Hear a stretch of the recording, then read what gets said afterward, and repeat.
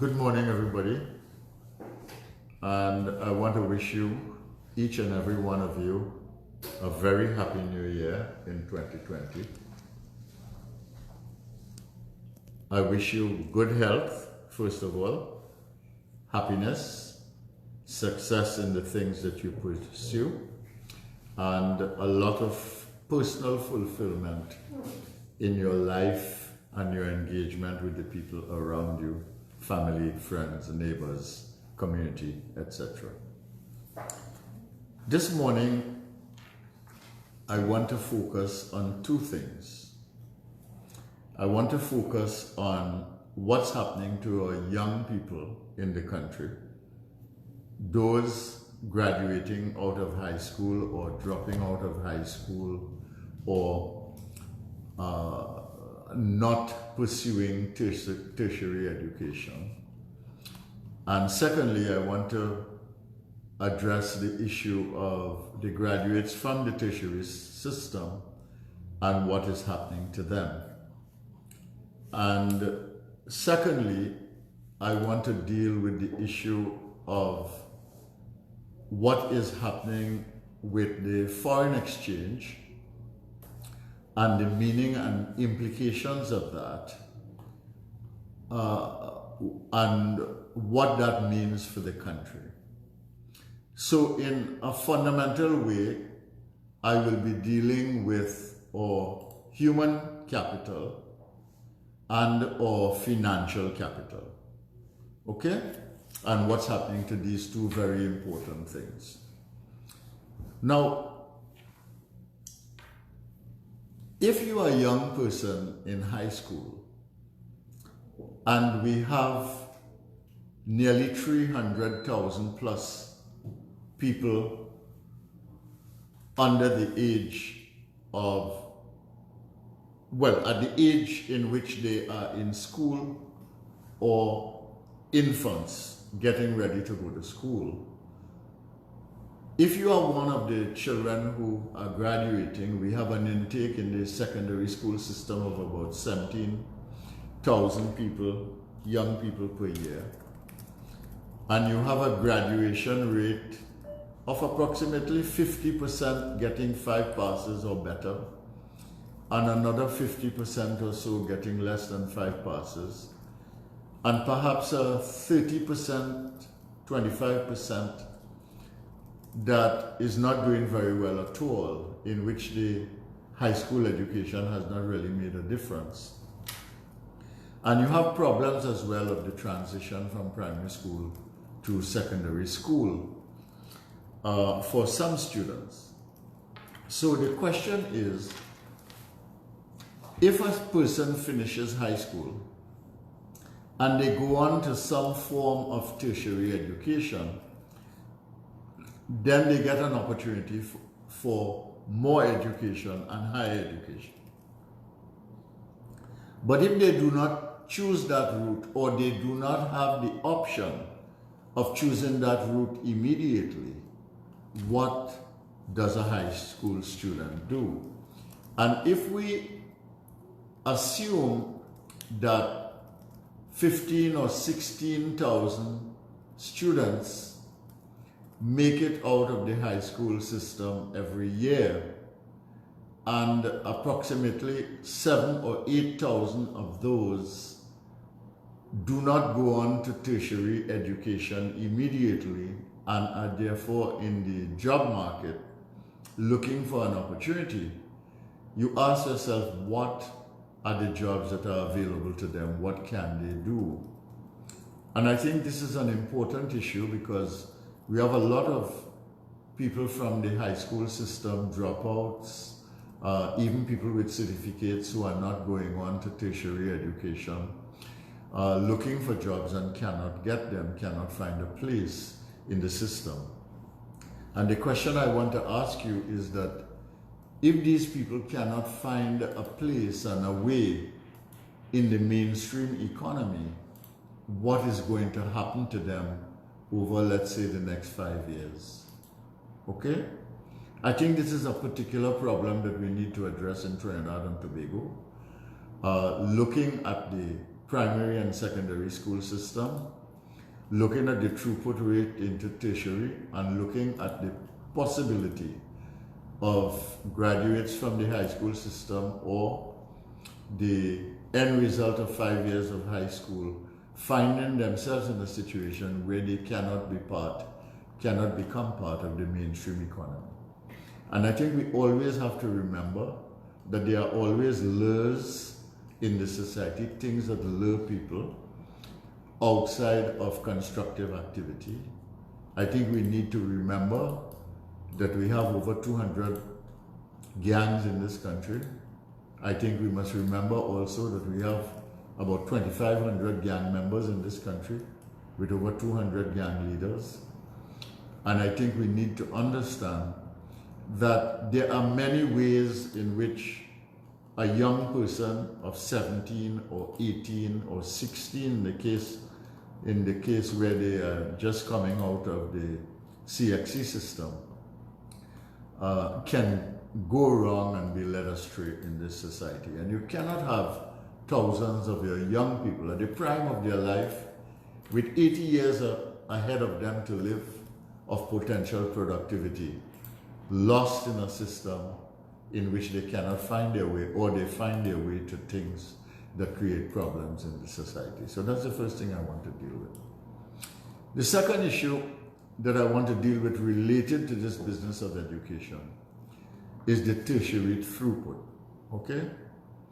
We have approximately 5,000 people graduating out of the tertiary system every year. Where do they come from? They come from COSTAT with associate degrees, some of them with degrees.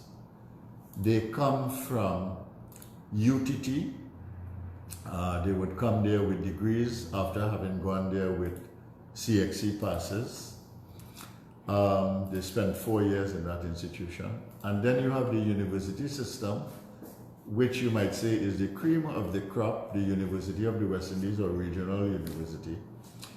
And they attend school in Trinidad and Tobago, in Barbados, in Jamaica, depending on what they are studying, because you have that option. And we have about 5,000 graduates coming out of the system every year. And it is very difficult for the economic system as we have it to absorb those 5,000 graduates, because they can either be absorbed in the public sector or in the private sector. And you're talking about a private sector and an economy which has been in contraction for some time. Even the energy sector, although the production has gone up and the revenues have gone up over the few years, it is not at the level that can sustain us. The rest of the economy in every sector is extremely weak. And as a result, because diversification is not taking place, transformation is not taking place, investment is not taking place, the expansion is not taking place, exports are not being generated. Because of these things, you find that both in the public sector and the private sector, the number of jobs that might be available for graduates are very, very limited indeed. The second thing about these graduates is that if they come out of university with a bachelor's or a master's degree, and they have done well, and they get a job in the private sector or public sector, two things happen. Either they end up underemployed, that is to say they get jobs that are less demanding of their qualifications than they should be. Secondly, especially in the public sector, they will not get the adequacy of supervision that you need in order to deploy a person at relatively full throttle of performance so that you have the level of productivity. And so that becomes pretty quickly a source of frustration, whether you work in the public sector or the private sector. Because if you work in the private sector and you're doing a job that does not take your brains into consideration, your imagination into consideration, your innovative capacity, your creativity into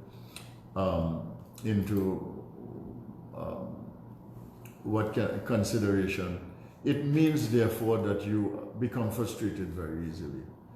And then there's another problem, which is that even if you are doing well in the public sector or in the private sector and you have a first degree or a master's degree, where do you go? Where are the opportunities for upward mobility? Where are the opportunities for moving up in the system in an economy that is squeezing really the productive sectors of Trinidad and Tobago because of the bad policies of the government?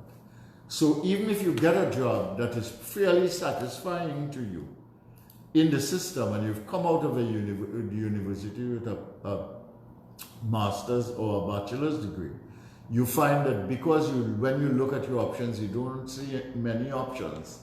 That also leads to some frustration because you cannot see where you are going to be headed. You cannot plan your life in a systematic, strategic way. And you cannot get the things that you want to get, that you hoped you would get with a university education. Many times that the government has in a way recognized this problem, which is why the OJT system has been expanded and the amount of salary for the OJTs has been increased. But not every OJT is properly deployed in the system. Because for an OJT to really realize their potential, they need mentorship, they need guidance, they need support, they need to work in team environments, etc. They need to do every month, every half year, every year, a little more than they were doing before, so that they grow and they build capacity, etc., so that they could go out into the world and either get a better job or get an opportunity for entrepreneurship or something like that. And those options are not readily available in the OJT system in terms of supervision, in terms of mentorship, in terms of development of the OJTs. Okay, so that in the tertiary throughput, you end up with, first of all, unemployment. Many of them cannot get jobs. Secondly, you end up with underemployment. Thirdly, you end up with lack of growth, and because of the lack of growth and competitiveness, you end up with not just underemployment, but bad deployment and lack of opportunities for upward mobility. Now, what happens after that is that people think of migration. Now, migration is a real problem. It's not easy anymore to migrate to the United States. It has become very, very difficult. It is not easy to migrate to England or Europe anymore. That is very difficult. But the world is looking for talent, and education and talent go together, because what people are looking for is people who are certified, who are well educated, who can absorb, who can learn, who have skills and comprehension and capacity, and who also can learn new skills. And even in the United States and in England and Europe, such people can be absorbed in societies such as those. And Canada is a different story altogether. Canada is a very, very large country. It is highly developed and skilled in certain areas, but it is very underdeveloped in certain parts of Canada. It is a vast country that needs more population in order to develop. And as a result, Canada is very receptive to people who are well educated, and especially if they are relatively young, under the age of 40.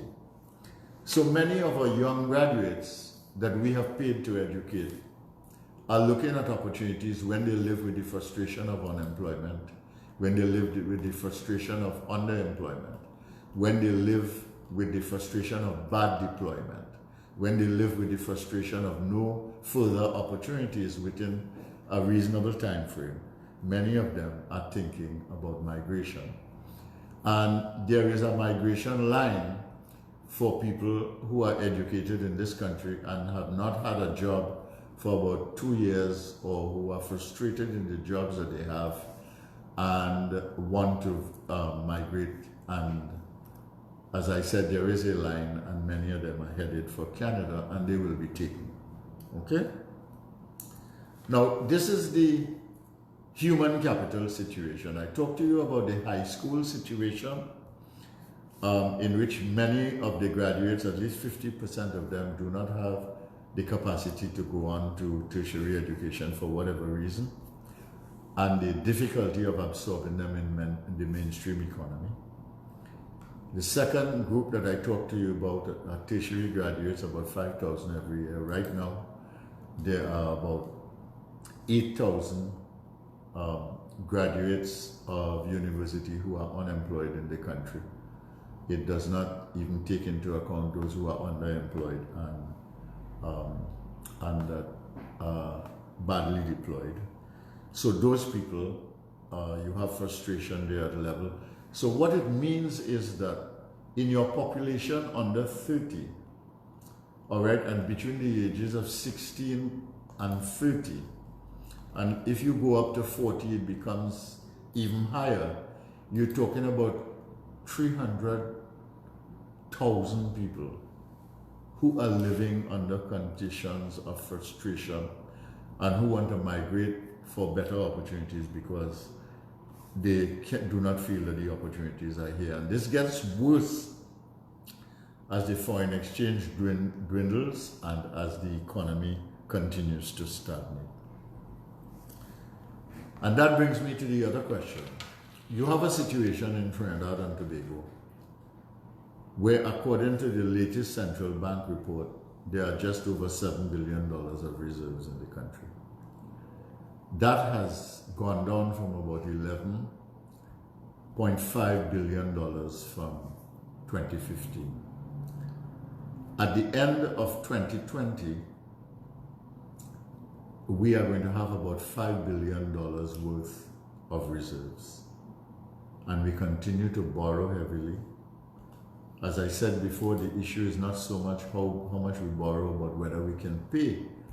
And the issue of being able to pay has to do with whether the economy will recover and whether there will be growth.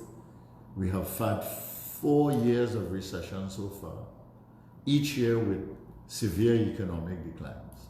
We are likely to have a decline in 2019. The first 3 quarters show that we have decline, and it is difficult with all the crisis that was created by this exchange of the old dollar for the new polymer dollars, and with the suppression of spending that caused, and with the situation in the Christmas season, that the 4th quarter will also be depressed, and we are going to have no growth again in 2019, and I think we're headed for the same thing in 2020. So with a contracting economy like this, you really have a situation in which there is a squeeze on everybody, and the foreign exchange situation is worse than it was as articulated by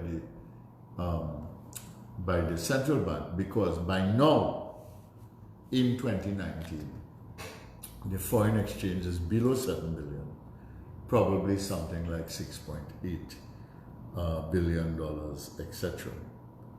And what this does, when you have a problem in which people cannot get more than $200 in foreign exchange, Republic Bank just reduced the amount that you can spend on your credit card from 15,000 to 12,000, which means that businesses who use their credit card to pay for things that they import from abroad also have a problem.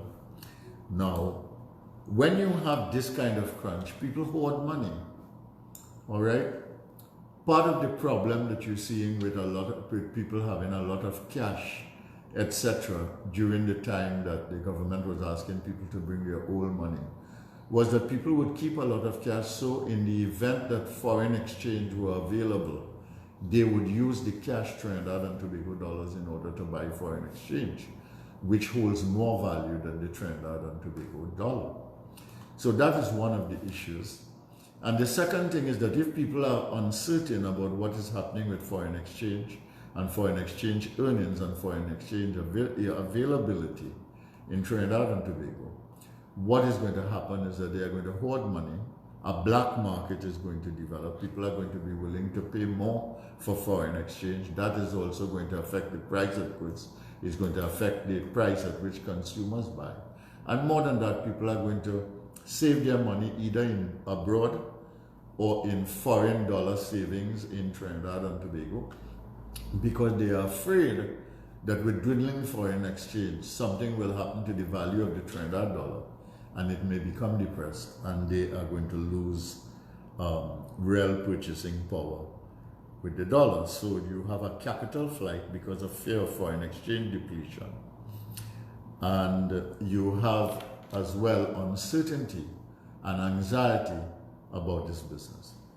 So I simply mentioned that because all of these are related to policy. Because if something is not done to bring a sense of security about the foreign exchange situation, we are not going to be able to address the issue of confidence in the economy. And if we cannot address the issue of confidence in the economy, people will not invest here, neither existing investors nor new investors who might want to come in.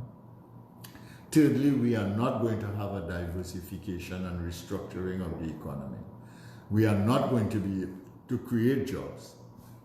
And the situation with capital is that if your capital is not being invested here, companies will grow their businesses elsewhere, in Jamaica, in Dominican Republic, in Colombia, while they have their base here.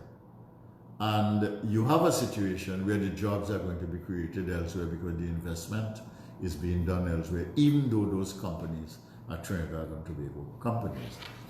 And when you have a situation where the ease of doing business is so bad and all the structural requirements to support business competitiveness are so poor in Trinidad and Tobago, and with the loss of confidence, you are unlikely to have the kind of climate for recoverability of the economy that we need to have in order to get this business done, and the capital will continue to fly. At the same time, as you frustrate people because the economy is not growing, you are going to get more, not just more frustration, but migration, and we are going to lose human capital. If you are depleting the financial capital of the country because of insecurity, and you are depleting the human capital of your country because of lack of opportunity, you are really shooting yourself in the foot as a country. You know, the economists tell us that the key, the old traditional economic thinking is that you need land, you need labor, you need capital, and therefore capital is important in order to develop. Labor is important for the productivity input to make things happen. People make things happen. And land, of course, is what allows you to develop everything from houses to business to real estate, etc., to make things appreciate. All right? But the new thinking about this, which involves a number of people in economics that have won Nobel Prizes, which basically emphasize the importance of human capital and social capital, and how those contribute to the development process. These are what you might call the intangibles of development that make a big difference to the development process. And if you're depleting financial capital and you're depleting human capital, you really have a big problem in a country. And that's what we are doing in Trinidad and Tobago. So I leave you with these two issues, and I welcome your questions. Again, a Happy New Year to you. So I ask you now for your questions. and I will try my best to answer them to you this morning. My name is Boindra Dutt Tiwari. I'm the Member of Parliament for Caroni Central. I'm a member of the United National Congress and sit on the opposition benches in Parliament. And the United National Congress is led by Mrs. Kamala Persad-Bissessar, former Prime Minister, now leader of the opposition. And we are fighting as the opposition to remove the government because they are destroying the country and destroying the potential of our people and destroying our economy. And we would like the opportunity to put things right again. Thank you very much. So good morning, Dr. Tiwari, and good morning to our viewers on Facebook and to our listeners on 97.5 this morning. So we do have a few questions. One of the questions that we have this morning is, can Trinidad and Tobago restructure the education system to synchronize with the challenges faced by students today? Yes, it's not just challenges faced by students. It's challenges that the country faces in a changing world. This is a world in which climate change is of paramount concern. And although the main perpetrators that have triggered the climate change are the big countries such as China, the United States, Russia, India, etc. The big receivers of the consequences of climate change are developing countries and small island developing states such as Trinidad and Tobago, Barbados, Jamaica, etc. Okay, low-lying countries as well. Okay, so if our education system does not prepare us for an understanding of climate change and for the provision of solutions to climate change and to create the capacity for creativity and innovation that is required for these solutions, then we have a problem. Then the second issue is the issue of sustainable development. As you know, that there are 17 sustainable development goals being pushed by the United Nations and which has been embraced by countries around the world. These sustainable development goals have to do with good things about human beings and the environment and community. And they are desirable goals to be achieved. But if the 17 sustainable development goals are not absorbed in your education system by the people who are coming through your education system, how are you going to build policy and strategy that is related to achievement of these 17 sustainable development goals in your country, all right, so that you can help to do what is required to save the planet and also save your country as well from environmental disaster and from going through the cycle of booms and busts that we have been going through because of our dependence on oil and natural gas in Trinidad and Tobago.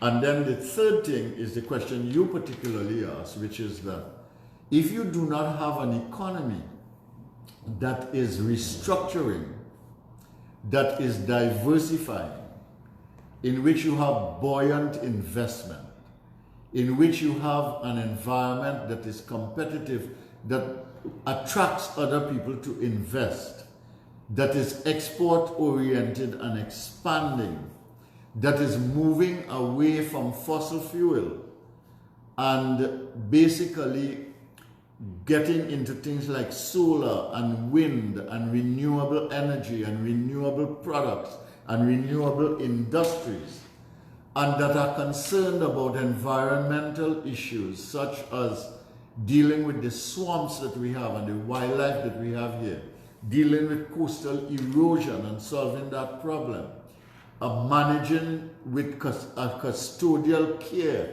the things that are natural, that tourists are attracted to and that need to be salvaged and saved and nurtured. If we do not do things with the turtles, all of these things, and move into these areas, how are we going to absorb the graduates from the University of the West Indies and the other tertiary institutions at one level, and how are we going to absorb some of the university people who have not done as well and give them a second chance to get a more decent education while giving them the opportunity to earn. So we've got to do all of these things. We've got to transform the education and restructure it so that it has an awareness and comes up with the creativity required for climate change solutions, for sustainable development goals achievement and the solutions related to those. And we've got to, at the same time, transform the economy away from fossil fuels so that we can get into the new economy, so that the education that we are getting will make sense and the students can now, as graduates, enter these opportunities for new and different kinds of investments and new and different kind of work. Then there's another element here, which is that there is no country in the world, given what is happening with the fourth industrial revolution, what is happening with technological innovation, and what is happening with artificial intelligence, which is now in everything and everywhere. There is no way that we are going to be able to, on the basis of existing industry, create enough jobs for everybody in any country in which we live. And therefore you need entrepreneurs. And therefore the system of education must also create the conditions in which you can produce entrepreneurs and creative people who can make a difference. And then, in addition to that, sustainable development by its very nature and climate change by the very problems that it presents that we have not witnessed before, that are without precedent, require innovative solutions. And in fact, climate change and sustainable development require perpetual innovation.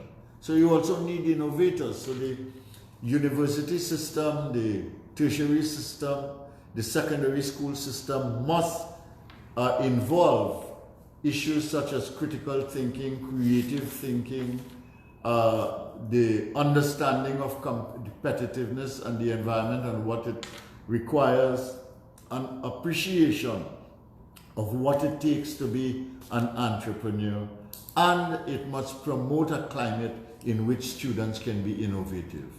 All of these things need to be done by the education system, and we need to do it and to make it happen, or else our education system, almost irrelevant already, are going to become more irrelevant as the world transforms and changes.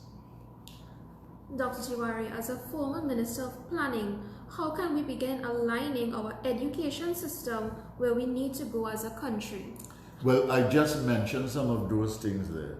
We need to align with climate change. We need to align with sustainable development.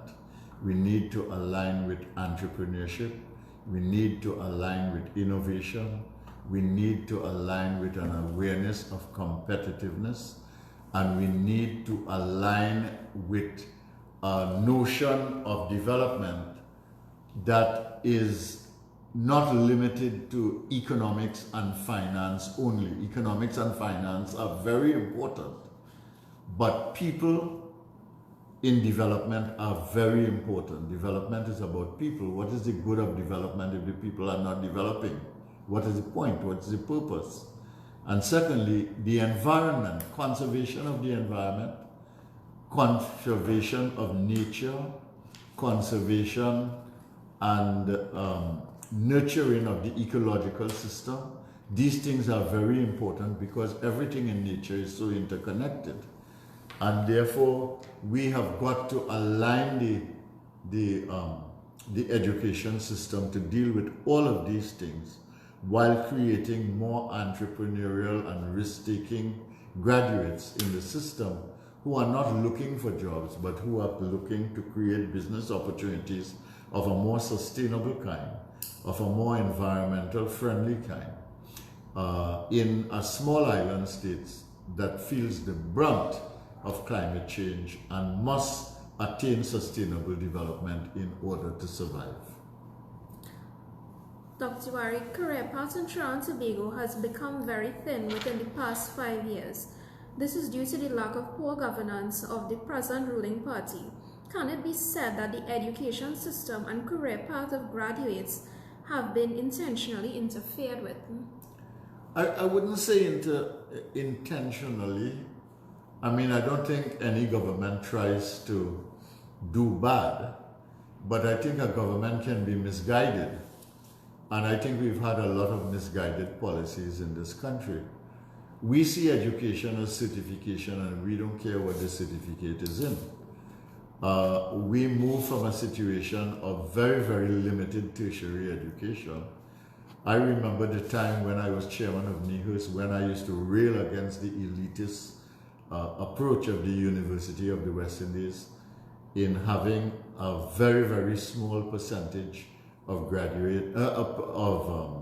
of entrants each academic year, and I advocated for the creation of COSTAT, and in fact as chairman of NEHUS, I helped with the support of a lot of good people at NEHUS to create COSTAT as an entity. I had it legally established by the then Pandey government, and they created the conditions, that government created the condition for COSTAT to flourish as a university, as a community college that could give university education up to master's degree in some instances, bachelor's degree in some, and generally in an associate degree. And the government, in my view, at the time, the Manning government, fueled by thoughts of Ken Julian, went ahead and established a second university, which was UTT. And that university would have worked if it were complementary to the University of the West Indies and supportive of the objectives of COSTAT. But it turned out to be competing with COSTAT and competing with the University of the West Indies. So it ended up to be we ended up with a university system that was eating its own flesh, if you understand what I mean. Now, I was chairman of the Vision 2020 committee responsible for tertiary education. And I did an excellent report for the Vision 2020 committee on tertiary education, which I called for rationalization of the tertiary system, in which I called for complementarity of the tertiary system and the institutions within it, in which I called for supplementarity in the system as demands change in both the local, regional, and global environment.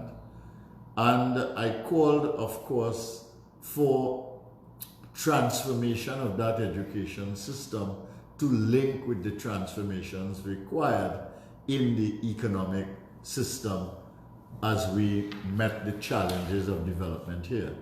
But I think somebody took that report and threw it in the dustbin, because nothing that has been done since has taken a cue from that report that I did. And the end result is that we have the outrageous system that we have now, in which you have competition for nothing. That is to say, institutions are competing with each other for students and giving them certifications, and you do not have the jobs outside there that can absorb them, and you don't have the transformation in the tertiary system or in the economic system that can dovetail to develop the country. Dr. Tiwari, the government's intervention with policy making in the education system can only reach so far. Parents and guardians of some children in the nation decide that education is difficult for their children to access due to poverty-related issues. How can the nation be more encouraged to pursuing education as a measure of growth, both privately and publicly? Well,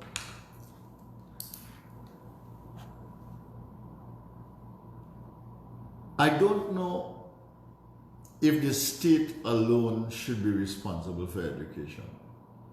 I think education is a personal thing that depends on ambition and drive. Many people have that early, but some people do not have that late, until late. And people should be given an opportunity to be ambitious and get an education at an early age for as long as they can.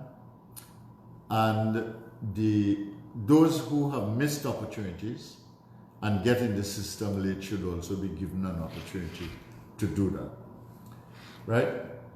My own feeling is that the current system of education cannot be sustained by government funding alone.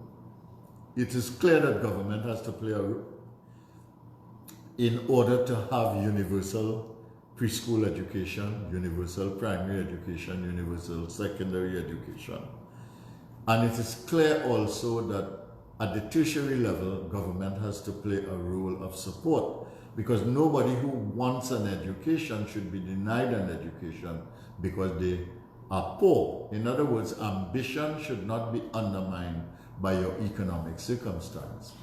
But I also believe that the state cannot continue to support all of these things indefinitely.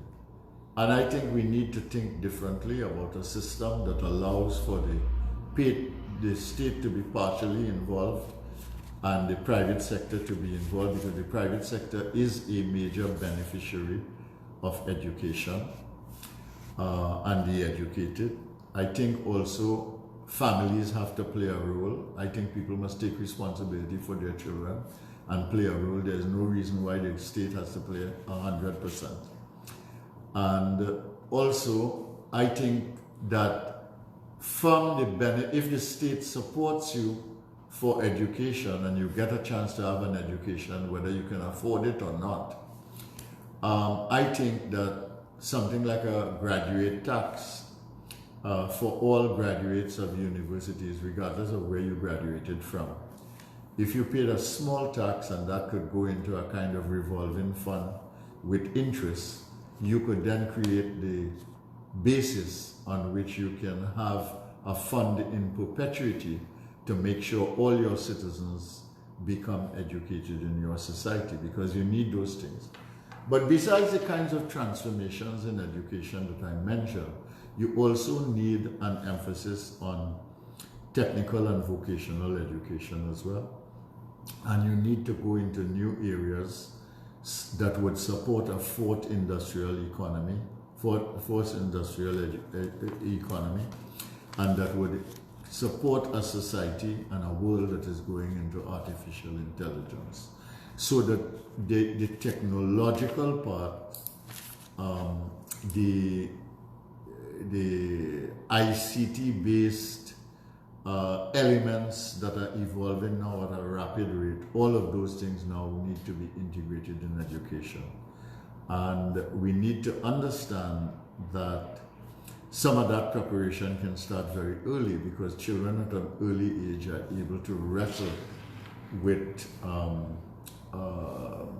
internet-related devices of various kinds and so on, and that is the beginning of the preparation.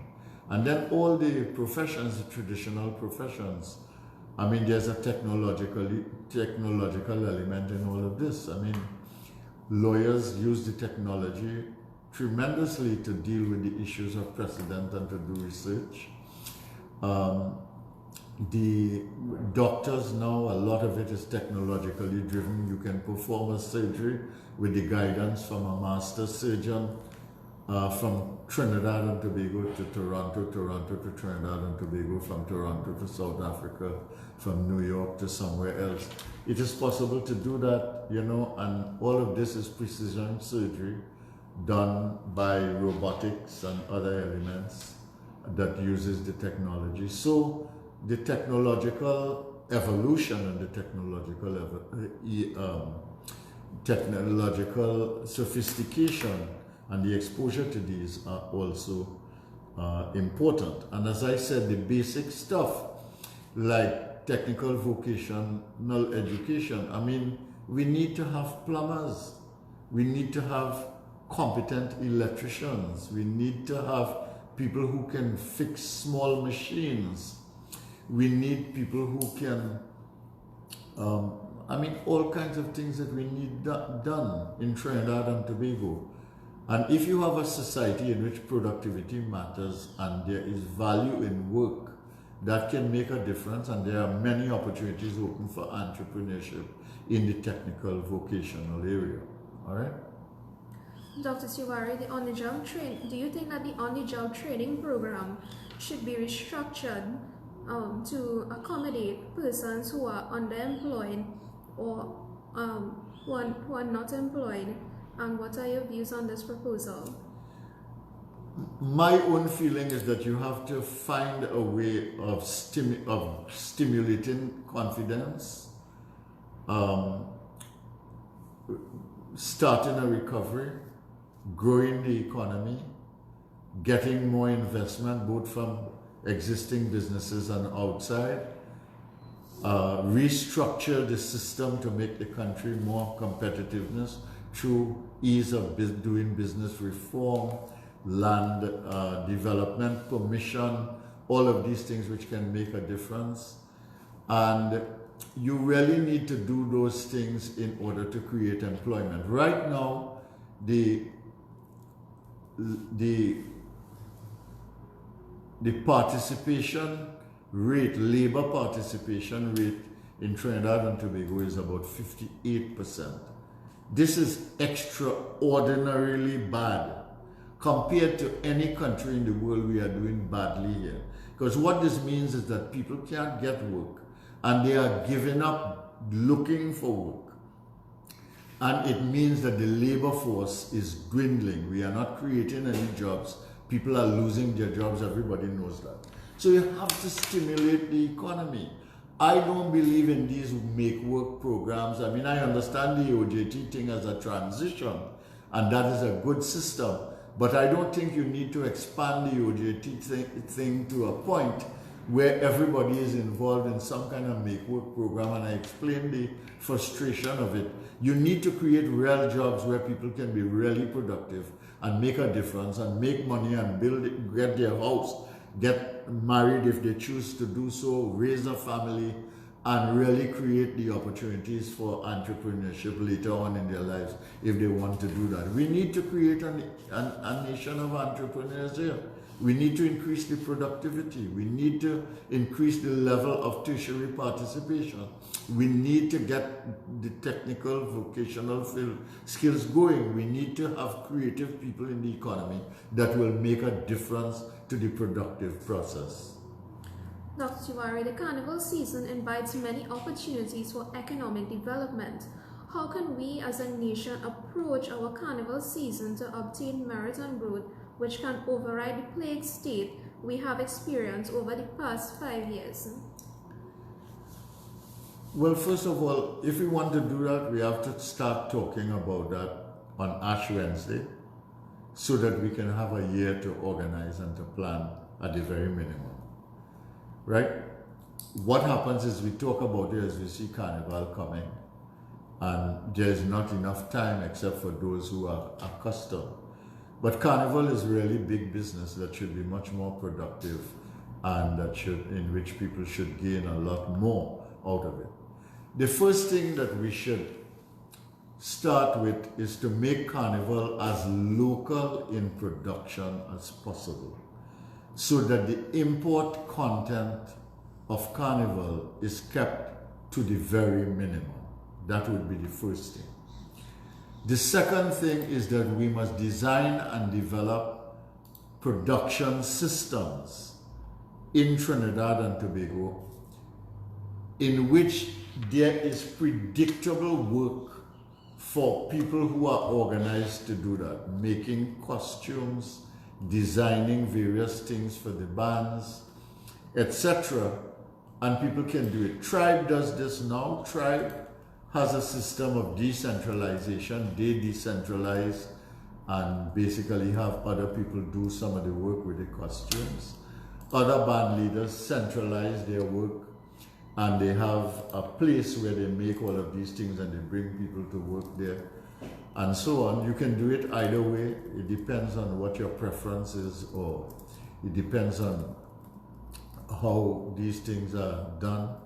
Then the bands now franchise off sections of the band in order to do this, so other people get the opportunity for generating business and income. And there are so many things in it that generate income for the entertainment industry, from steel band to the singers, to the players of various kinds. So carnival really is big business, not to mention. But I think if carnival were better organized as a season, all right, in which you had 2 weeks before a number of things to which I could go if I came here as a tourist or even as a local person, and I had the option of choosing. And then after carnival for about 2 weeks, you have other options that were available, all right? I think that could strengthen the economic potential of carnival. So the first thing I would say is to limit the import content, to organize the business a little better, to organize the season a little better, to bring more people into the productive and creative process, and to give exposure to more of the entertainment of different kinds in our country to both the local and the foreign population that will be bringing in foreign exchange when they come into the country. I really do not think that we capitalize on carnival enough. And thirdly, I think perhaps the state is a little too involved in carnival as well.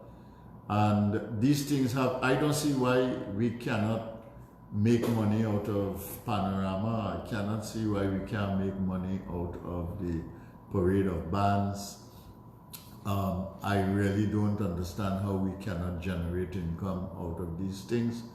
And what it means is really more thought, more organization, more innovation, and a lot more creativity that goes into this very creative period of carnival production in Trinidad and Tobago. But that is a big industry.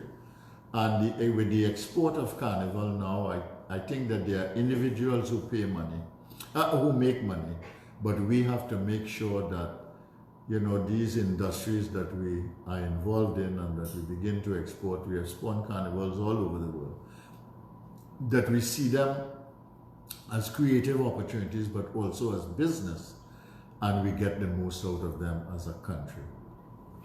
Dr. Tiwari, one of the questions that we just received from one of our viewers is, what do you think can be done to curb violence against children in our nation's schools? I think that principals have to be given more autonomy. I think schools have to be given more autonomy, and basically they have to be given targets which they are to meet, so that there is no reason why, just as a child gets a report card at the end of each term on what they have been able to achieve in each subject and how well they have done, so that you can measure whether that child is improving or how far he has to improve. I don't see why schools cannot make out a report card every term on how their students are progressing from class to class, what kind of issues, social and what kind of social issues that need to be managed in the school and how they are managing it. How is violence being addressed? How is discipline being addressed, etc. And the schools must be given targets too. If you have 100 people passing 5 CXC in 2019, then your target in 2020 must be 110. You must do better, right? And then 120 and so on. And if you have 0 passes in 2019, then your target must be at least 10 or 15 or 20 the next year, and you increase, etc. And the schools must meet that, but you have to give them the freedom and the autonomy in order to do that. You have to set standards of performance. You have to set targets which they must meet. And more than that, they have to be resourced. As I understand it now, for the last couple of years, the high schools have not been getting any resources to do anything. And you have teachers involved in cake sales and all kinds of fundraising exercise. I taught at San Fernando Government Secondary in the 1970s for a little while. And I was amazed. I was called to a gathering for the former teachers of that area together with some of the alumni, etc. And the whole purpose of that initiative was to raise funds to support the school, because the Ministry of Education is not supporting the schools anymore during the course of the year for basic things that they have to buy, you know, in order to keep the schools going. The ministry has to resource them, or we have to set up a system to allow the schools to resource themselves, maybe partnerships with business or some kind of thing if there's a problem of government funding. And I don't see why the government cannot meet the requirements of schools when schools are a number one priority for the building of human capital in the country. So I believe if you had a management of the schools by schools, all of these schools have school boards, and if we gave them the autonomy with targets and with standards of performance to be met, I think the principals would do a better job and the teachers would do a better job. I'll tell you a little story. You know, when I was at the Institute of Business, now Arthur Lockjack, I was executive director there. The St. Lucia got a World Bank loan. World Bank. Was it a World Bank or an IDB? I don't remember now. But they got a loan in order to improve their educational system and the management of their education system. And I went there myself. I met with the Prime Minister at the time, Kenny Anthony. I met with the cabinet. I took a team with me, and we designed a program with them which was supported by the institution. I think it was the IDB. And what we did in every school is that we had a program in which we brought all the teachers together. We set up a leadership team involving the principal, the vice principal, 2 senior teachers in every school. I think we had 5 people in every school, and might have been another teacher. It might have been a union representative or something like that. So each school had a leadership core team of 5, and they then proceeded on the basis of the guidance we gave them, the training that we gave the teachers, etc., in order to manage these schools properly. St. Lucia skyrocketed in terms of CXC performance in the secondary school system, and their primary school throughput into the secondary school improved, and the IDB wrote a nice assessment of our program, saying what a difference it had made and the quality of the program, etc. So these things can be done. I mean, I did that, God knows, I don't know, 20 years ago. And you can do it again. Times have changed, people have changed, environment has changed, it is true, but it can be done. But I don't think you can manage an education system from the Ministry of Education effectively. You really have to manage education school by school, and you need to have standards of performance and targets and measurement criteria, and you also have monitoring and evaluation in order to make sure that the system as a whole improves, not just generally, but school by school. Every school improves over time in the areas in which they are weak. All right? Dr. Tiwari, keeping with our time, and last question for today, what message would you like to send to our young university graduates that are currently still job hunting, or they're losing faith within this economy to absorb them? Well, I would say don't lose hope and don't lose faith. All right? I think you must understand that if your economy is not going right and there is no place for you in the economy now or in the future that you discern, then that is a policy problem.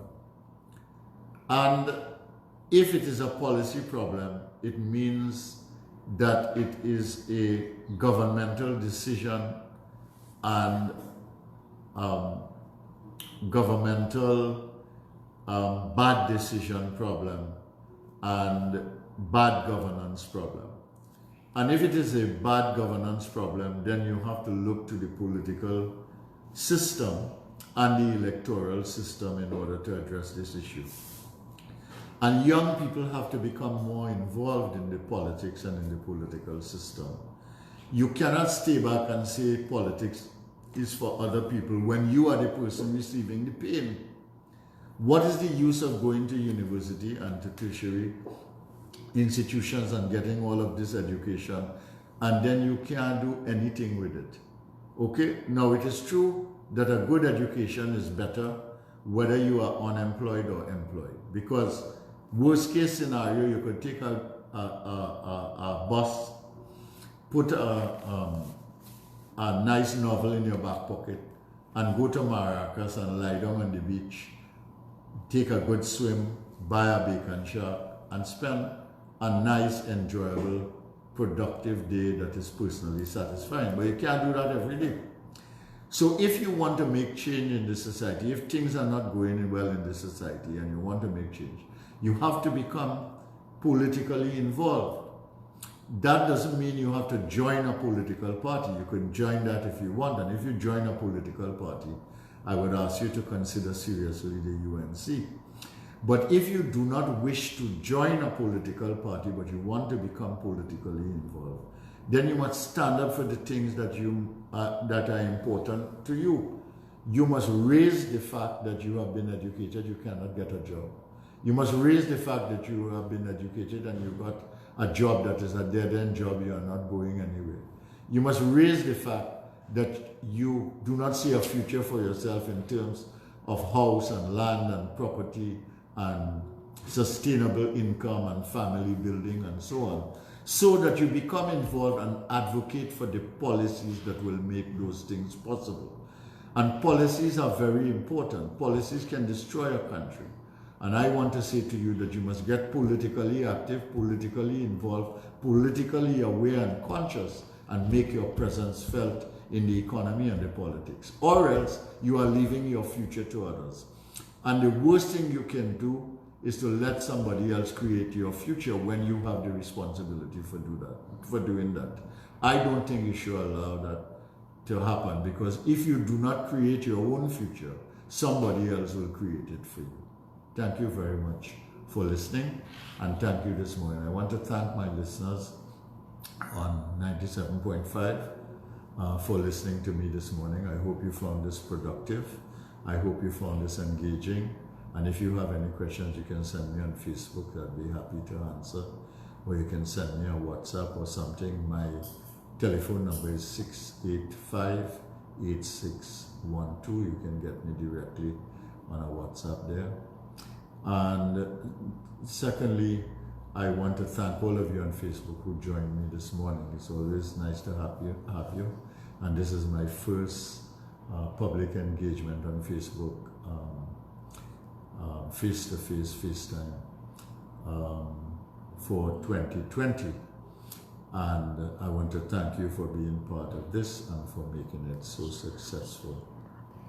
I want to close by wishing you Happy New Year again.